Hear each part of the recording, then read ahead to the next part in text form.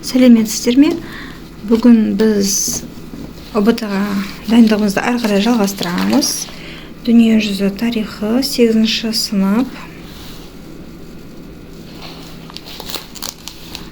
25-ші параграф 1861-1865 жылдардағы азамат соғысы және ақш-тағы қайта құрылымдау кезеңі деп аталады тақырыбымыз. Бұл сабақта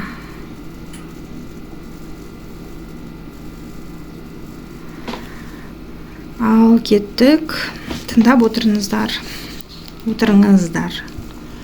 ақш-тың солтүстігі мен оңтүстігі арасында келіспеушіліктің тұтануы.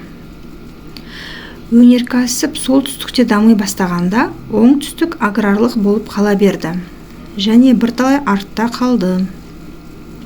Алайда мемлекетті басқару бұрынғыдай оңтүстік штаттардың қолында болды. Бұл солтүстіктің наразылығын тудырды. Плантаторлардың батыстағы жаңа жерлер есебінен шаруашылығын кеңейтуге тырысуы фермерлермен келіспеушіліктер тудырды. Фермерлер жаңа аумақтарда құлдыққа шектеу қоюды талап ете бастады. Құлдыққа қарсы шығушылар мен жақтаушылар арасында қарулы қақтығыстар басталды. Республикашылар жер туралы мәселені түбегейлі фермерлер пайдасына шешуді көздеген оңтүстіктің барлық наразы саясаткерлерін біріктірді. Оңтүстіктер оңтүстік штаттар аумағында құлдықты шектеу плантациялық шаруашылықтардың құлдырауына әкеледі деп қауіптенді. Оңтүстіктіктер адамдар. Олардың көпшілігі ақш-тан бөлінуді, оңтүстік штаттар аумағында құлдықты біржола заңдастыруды, жаңа мемлекет құруды талап ете бастады.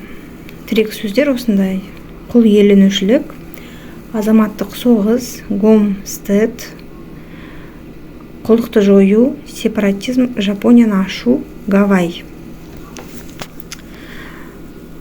1860 жылы күзде Американың озық қайраткерлерінің бірі, көрнекті республикашыл Авраам Линкольн президенттікке сайланды.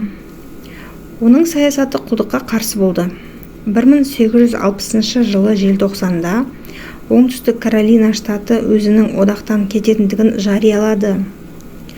Нәтижесінде 1861 жылы ақпанда 11 оңтүстік штат жаңа мемлекеттің Америка штаттары конфедерациясының құрылғандығын жариялап, президенттікке ірі плантатор Джефферсон Дэвисті сайлады. Авраам Линкольн суреті. 1861-1865 жылдардағы ақш-тағы азамат соғысы. Бірінші қарулы қақтығыс 1861 жылы 12 сәуірде болды. Президент Авраам Линкольн оңтүстікті теңіз жағынан қоршауға алып, оңтүстік штаттардағы көтерілісті басу үшін үкімет әскерінің құрамына 75 мың еріктілерді шақырды. ақш тарихындағы ең қан төгісті соғыс солтүстік пен оңтүстік арасындағы азамат соғысы осылай басталды.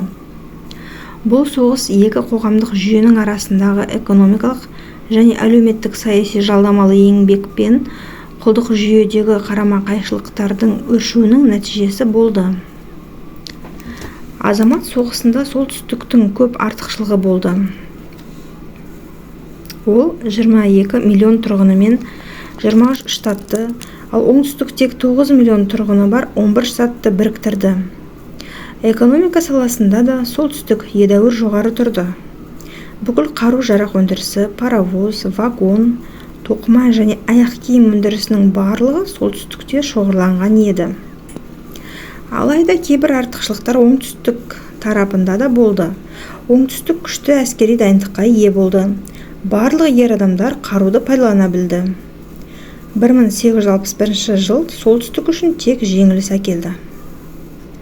Соғыстағы бетбұрыс Авраам Линкольн үкіметінің шаралары нәтижесінде жүзеге асты. 1862 жылы Авраам Линкольн үкіметі соғысты жүргізудің революциялық әдістеріне көшті. Әскер солтүстікке қашып келген мыңдаған еріктілер мен құлдармен толықтырылды. Жаппай әскери міндеттіліктер енгізілді. Бүлікшілердің мүліктері тәркіленді. Ең басты нәрсе, Линкольн үкіметімен екі маңызды заң, Гомстедтер туралы заң 1862 жылы және құлдарды азат ету актісі 1862 жылы қабылданды. Гомстедтер туралы заң Құрама Штаттарға қарсы көтеріліске қатыспағаны және $10 салық төлеген кез келген азаматқа бос жерлеріндегі жалпы 160 акр 65 гектар жер телімін, яғни иелену құқығын берді. Жерде 5 жыл тұрғаннан кейін ол тегін сол адамның меншігіне өтті. Бұл аграрлық мәселенің түбегейлі шешімі болды. Екінші заң барлық құлдарды 1863 жылы 1 қаңтардан бастап ерікті деп жариялады. Конфедерацияның енді берік қорғанысы болмады, ал құлдар болса солтүстік жағына шығып, федералды әскердің құрамында қызмет ете бастады. Әскери бастама солтүстікке көшті.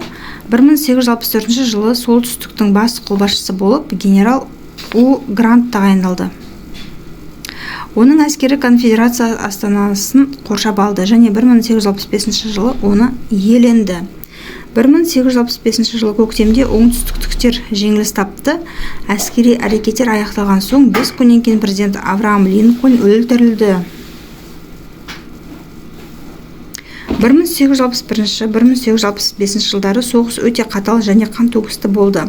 Соғыста солтүстіктің жеңіске жетуі мемлекеттің бытыраңқылығын жоюды, құлдықты болдырмауды, елдің батысындағы аграрлық мәселелерді демократиялық шешуді, ақш-тың үлкен аумағындағы ауыл шаруашылығының дамуының, фермерлік жолының жеңісін, азаматтардың демократиялық құқықтарын кеңейтуді қамтамасыз етті.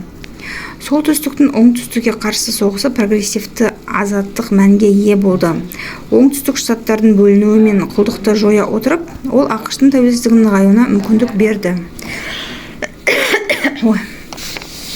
Кешіріңіздер. Оңтүстіктің қайта құрылымдалуы 1865-1877 жылдар. Азамат соғысы екінші буржуазиялық демократиялық революцияның бірінші кезеңі, ал оңтүстіктің қайта құрылымдалуы оның екінші кезеңіне айналды. 1865-1877 жылдар аралығында. Қайта құрылымдаудың мақсаты елдің оңтүстігінде буржуазиялық демократиялық қайта құрулар өткізу мен бұрынғы құл иеленушілердің билігін шектеу болды. Толық билік уақытша федералдық әскерлерге берілді. Мұның бәрі буржуазиялық демократиялық революцияның жалғасы үшін жағдайлар жасады.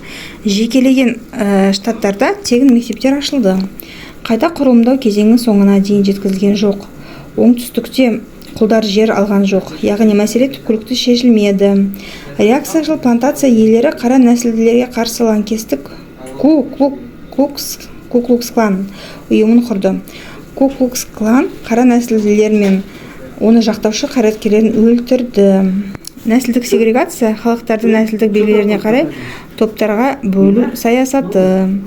1890 жылдан 1910 жылға дейін оңтүстік штаттарда қайта құрылымдау жылдары құлдарды құқықтарынан біртіндеп айырған жаңа конституциялар мен заңдар қабылданды.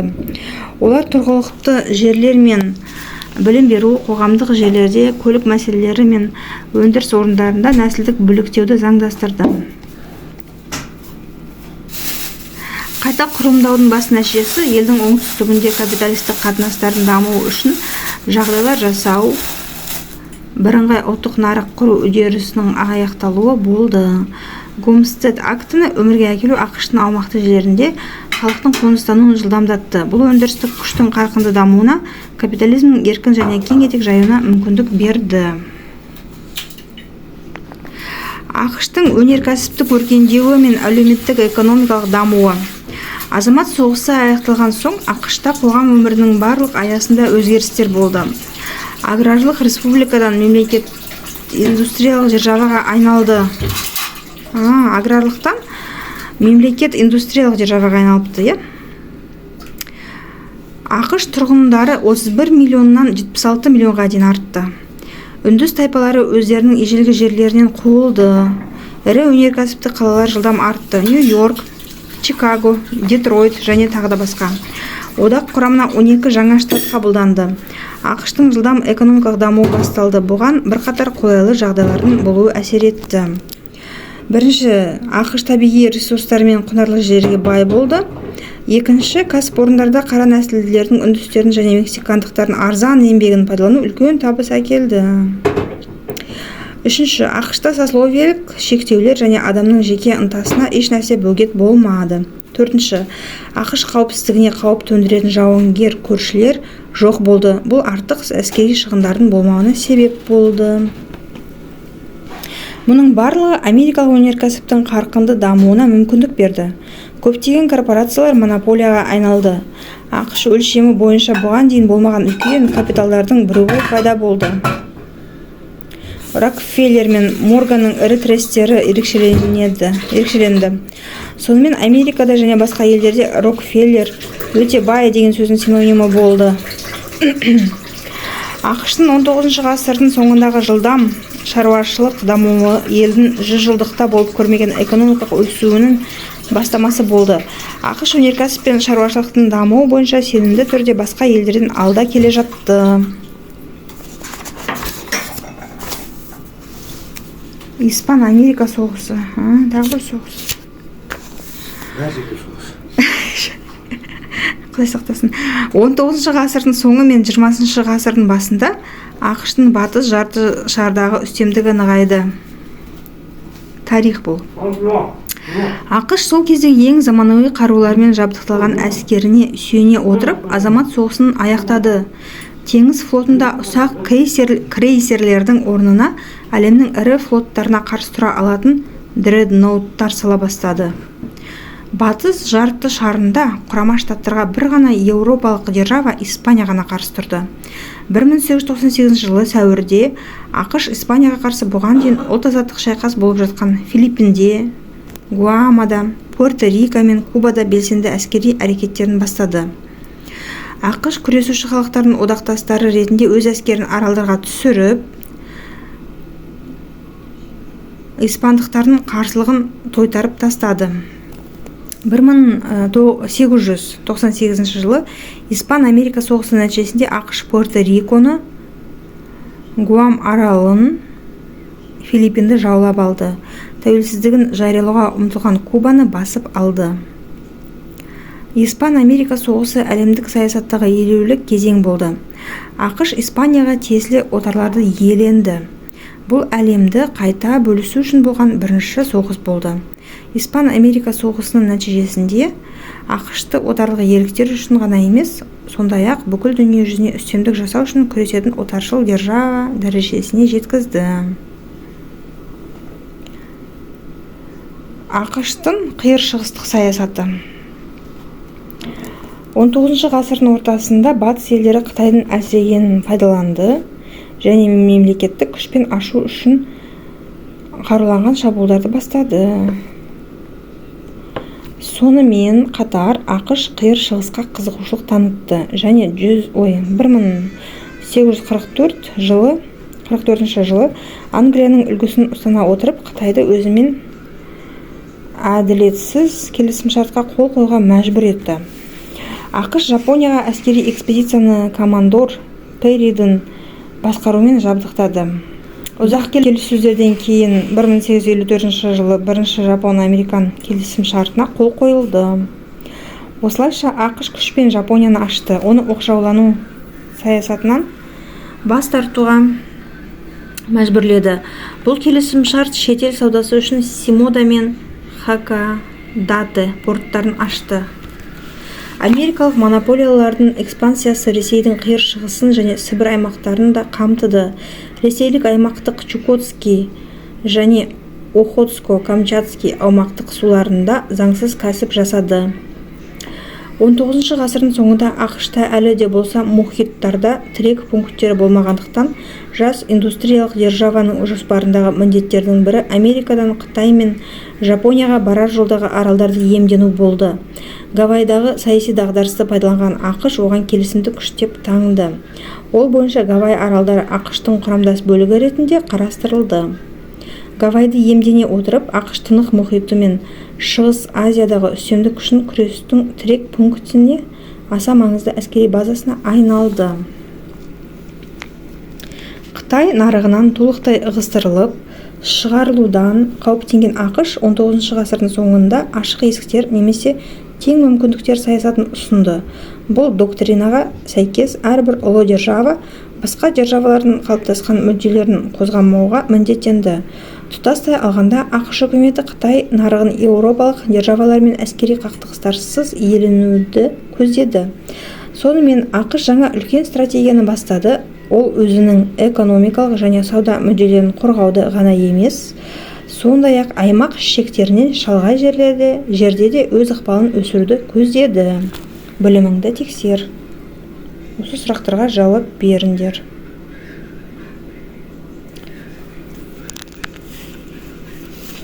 Перридің суреті.